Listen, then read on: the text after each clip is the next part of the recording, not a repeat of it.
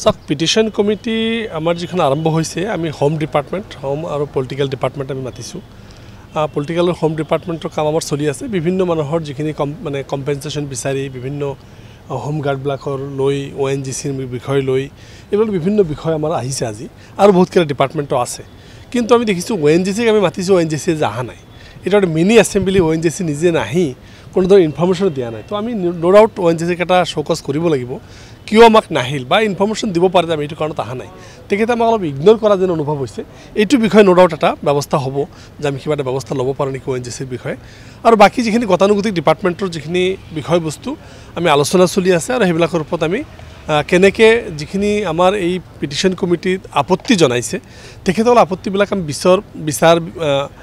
বিচাৰ বিবেচনা কৰি আছোঁ যে তেখেতসকল যদি প্ৰাপ্য হয় তেখেতসকলক আমি ৰিকমেণ্ডেশ্যন দিম আৰু যদি তেখেতসকলৰ যিখিনি ডিমাণ্ড সেইখিনি যদি জুডিচিয়াছলি নহয় লিগেল নহয় তেতিয়াহ'লে আমি কোনো ধৰণৰ হেল্প কৰিব নোৱাৰোঁ এই বস্তুবিলাক বিচাৰ বিবেচনা কৰি কিছুমান আজি ডিছপ'জ অফ কৰা হ'ব কিছুমান আকৌ তেখেতসকলৰ ৰিপৰ্ট বিচৰা হ'ব ডিপাৰ্টমেণ্টে ফুল ফ্লেজ ৰিপৰ্ট দিয়ক তাৰপিছত আমি সিদ্ধান্ত ল'ম আজি 11 মান আছে হোম আৰু পলিটিকেল ডিপাৰ্টমেণ্টৰ আছে ONGC আছে IOCৰ আছে বিভিন্ন ডিপাৰ্টমেণ্টৰ আছে এই গোটেইখিনি ক'বলৈ গ'লে এক জাপ কাগজ হ'ব আমিতো কাউণ্ট কৰা নাই কিমান হ'ব এইটো মই খালি গা বেয়া কাৰণে মই ওলাই আহিলোঁ আৰু এইবিলাক কোনোবাই জ্ঞানৰ অভাৱ কোনোবাই সেনেকৈ কথা পাতিছে মিয়ালেণ্ড এইবিলাক কাৰো কনচেপ্ট নহয় এইবিলাকে কোনোবাই সস্তীয়া পাব্লিচিটি পাবৰ কাৰণে কৰে এইবিলাক আমাৰ ধৰণৰ কোনো ধ্যান ধাৰণা নাই মিয়ালেণ্ড বুলি কোনো শব্দ অসমত নহয় আৰু এইটো যথাযোগ্য ডিমাণ্ড নহয় এইটো কোনোবাই আৱেগত কিবা কৈছে যদি সেইটো আমি ইমান গুৰুত্ব দিয়া নাই উচ্ছেদৰ বিষয় লৈ আপোনালোকে নিশ্চয় গম পাইছে যে আমি সুপ্ৰিম কোৰ্টৰ সিদিনাখন এটা কোৰ্ট অফ কণ্টেম্প্ট কৰিছিলোঁ গভৰ্ণমেণ্টৰ চিফ ছেক্ৰেটাৰীৰ পৰা আদি কৰি কনচাৰ্ণ বিষয়ববীয়াসকলক নটিচ ইছ্যু কৰিছে আৰু যোৱাকালিও আপোনালোকে জানে যে উৰিয়াম ঘাটৰ ৭৫জনীয়া এটা কেছ ফাইল কৰিছিল সেইটো অহা ৭ তাৰিখলৈকে অহা মাহৰ ৭ তাৰিখলৈকে তেখেতসকলক টাইম দিয়া হৈছে ষ্টে দিয়া হৈছে তাৰ পৰিৱৰ্তনত কি কৰিব কিন্তু আমি দেখিছোঁ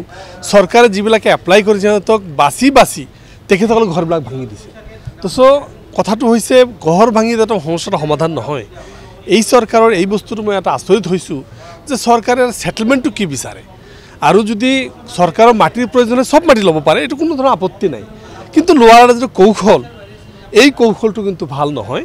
এই কৌশলটো কিন্তু অসমত আজি যেনেকৈ অত্যাচাৰ কৰিছে আমি চিন্তিত ক'ত যে যেনেকুৱা ধৰণৰ অত্যাচাৰ কৰি যেনেকৈ ঘৰ বাৰী ভাঙি দিছে কোনো ধৰণৰ সোধপোছ নকৰাকৈ যিটো চৰকাৰৰ মাটিৰ প্ৰয়োজন লওক কোনো কথা নাই কিন্তু উৰিয়াম ঘাটৰ ঘটনাটো এটা সময়ত গোলাপ বৰবৰাই আৰু আমাৰ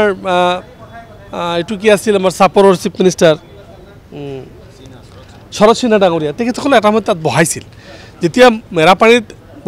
বহুত যেতিয়া 1976 যেতিয়া বহুত ব্যাপক ধৰণৰ হত্যাকাণ্ড হৈছিল সেই সময়ত গোলাপ বৰবৰাই নদীভংগ মানুহবিলাকক লৈ তাত তিনিপুৰাকৈ মাটি আৰু ১.৫ কাঠাকৈ ঘৰৰ মাটিৰ ব্যৱস্থা দিয়া হৈছিল সেইখিনি মানুহক উচ্ছেদ কৰাইছে হয় ফৰেষ্ট লেণ্ড কৰিব পাৰে কিন্তু তাৰ অল্টাৰনেটিভ চিষ্টেম অল্টাৰনেটিভ এটা এৰেঞ্জমেণ্ট কৰি দিব লাগে এইখিনি মানুহ প্ৰায় 60 ইয়াৰ্ছ 70 ইয়াৰ্ছ হৈ গ'ল তাতে বহিবৰ সেইখিনি মানুহক এনেকৈ দিছে এটা সময়ত নগাবিলাকৰ আগ্ৰাসন ৰক্ষা কৰিবৰ কাৰণে তাত তেখেতসকলক সেটেলমেণ্ট দিয়া হৈছিল আৰু আমি দেখিছোঁ যে মাননীয় মুখ্যমন্ত্ৰী ডাঙৰীয়া এটা কিন্তু মাৰাত্মকভাৱে এটা কৌশল লৈছে আজি মিজোৰামৰ ভূমি লৈছে আপোনালোকে কিছুদিন আগত 2 বছৰ আগত 3 বছৰ আগত দেখা পাইছিল তেখেতে আমাৰ 5জনকে পুলিচক হত্যা কৰিলে সেইটো মাটি কিন্তু ঘূৰাই আনিব নোৱাৰিলে মেঘালয়ত কম্প্ৰমাইজ কৰি 18টা ল্যান্ড কিন্তু তেখেতক দিয়া হ'ল মেঘালয়ত যদি মানে যিখিনি দখল কৰিছিল তাৰ আধা দিয়া হ'ল আধা দিয়া নহ'ল দ্যাট মিনছ মেঘালয়ক আমাৰ ভূমি দিয়া হ'ল আমিতো কত মেঘালয়ক দখল কৰা নাছিলোঁ মিজোৰামে আমাৰ ভূমি দখল কৰিছে নাগালেণ্ডে আমাৰ বৃহৎ অঞ্চল দখল কৰিছে অৰুণাচলে দখল কৰিছে ত্ৰিপুৰাই দখল কৰিছে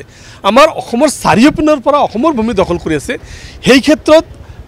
ষ্টেটতো বিজেপি চৰকাৰ চেণ্টাৰতো বিজেপি চৰকাৰ সম্পূৰ্ণ মৌন তেখেতসকলে আমাৰ বাউণ্ডাৰীটো ঠিক কৰিব পৰা নাই আমাৰ ভূমি লৈ গৈ আছে বহিৰা ৰাজ্য আমাৰ ভূমি লৈ গৈছে সেইবিলাকত মৌন কিন্তু আমাৰ ৰাজ্যৰ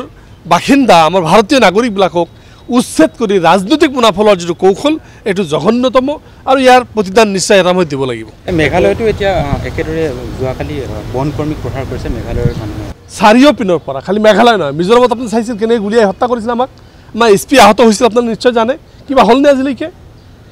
আমাৰ নাগালেণ্ডৰ ভূমি আমাৰ ভূমিত চাহ বাগান কৰি থকা নাই জানো মিজোৰামে কৰি থকা নাই জানো মেঘালয় কৰি থকা নাই জানো অৰুণাচলে কৰি থকা নাই জানো প্ৰত্যেকটো ষ্টেটে আমাৰ অসমৰ ভূমি দখল কৰি আছে আমাৰ ভূমি আগুৱাই আহিছে সেইবিলাকত মুখ্যমন্ত্ৰী কাণ খান নাই সেইবিলাকত বৰ মতাটো দেখাব নোৱাৰে কিন্তু অসমৰ ৰাইজ দুখীয়া শ্ৰেণীৰ নদীভংগ মানুহখিনিক বৰ মতাগিৰি দেখাই উচ্ছেদ কৰি দেখাব পাৰে সেইবিলাক মানুহ ক'লেইতো উচ্ছেদ হৈ যায় আপুনি দেখাই পাইছে কৈ দিয়াৰ লগত 70% মানুহ গুচি যায় অথচ মানুহবিলাক যাব ক'ত এটা অল্টাৰনেটিভ ছিষ্টেম সুপ্ৰিম কোৰ্টৰ যিটো অৰ্ডাৰ সেইখিনি ভায়োলেশ্যন কৰি আছে মোৰ বোধেৰে এইখিনি মুখ্যমন্ত্ৰী ডাঙৰীয়াই এটা ব্যাপকভাৱে এটা চিন্তা চৰ্চা কৰাৰ প্ৰয়োজন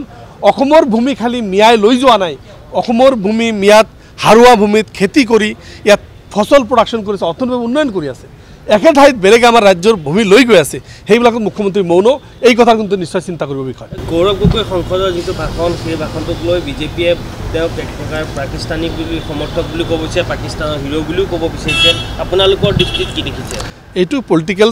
এটা বেটল আৰু ৰাজনৈতিকভাৱে বিৰোধী দলৰ মূল কাম হ'ল প্ৰশ্ন কৰা চৰকাৰক প্ৰশ্ন কৰা বিভিন্ন বিষয়ত চৰকাৰক প্ৰশ্ন কৰিব পাৰে প্ৰশ্ন সুধিব পাৰে সেই বিষয়টো আমি দেখিছোঁ চৰকাৰ প্ৰশ্ন কৰিলেই যদি বিজেপিৰ পক্ষত আহে তেতিয়াহ'লে দেশপ্ৰেমী যদি বিজেপিৰ সিদ্ধান্তৰ এগেইনষ্ট যায় তেতিয়াহ'লে দেশদ্ৰোহী এই যিটো ধাৰণা দিব বিচৰা হৈছে আজি কোনোবাই পাকিস্তানৰ যিটো আমাৰ সিন্দুৰক বিষয় লৈ তাত চিকিউৰিটি কিয় নাছিল এইটো যদি সোধে আপুনি দেশদ্ৰোহী তাত আপুনি যুদ্ধৰ ট্ৰামৰ কথাত কিয় বন্ধ কৰিলে এইটো সোধে আপুনি দেশদ্ৰোহী ট্ৰামে কৈছে যে তেখেতে বন্ধ কৰাইছে প্ৰধানমন্ত্ৰীৰ আমাৰ লগত কথা হোৱা নাই কোনটো সঁচা প্ৰধানমন্ত্ৰী আছিলে ট্ৰাম সঁচা যদি ট্ৰাম মিছা তেতিয়া প্ৰধানমন্ত্ৰী ক্লিয়াৰ ক'বলৈ ট্ৰাম ইজ এ লায়াৰ কৈ দিয়ক ভেজা শেষ হৈ যাব আমিতো ভাৰতবৰ্ষৰ সেনা বাহিনীৰ কোনো সন্দেহ কৰা নাই আৰু মই ভাবোঁ কোনো ভাৰতীয়ই আমাৰ দেশৰ ভূমি কোনোবাই কিবা কৰক আমাৰ আহি অত্যাচাৰ কৰক আমাৰ ভিতৰত গুলিয়াই মাৰক এইটো কোনো ভাৰতীয় সহ্য নকৰোঁ আৰু এইটো নিশ্চয়কৈ এটা উপযুক্ত শিক্ষা দিয়া এটা সময় আছিল যিটো বিজেপি চৰকাৰে বহুতখিনি ব্যৰ্থ হৈছে বুলি মোৰ ধাৰণা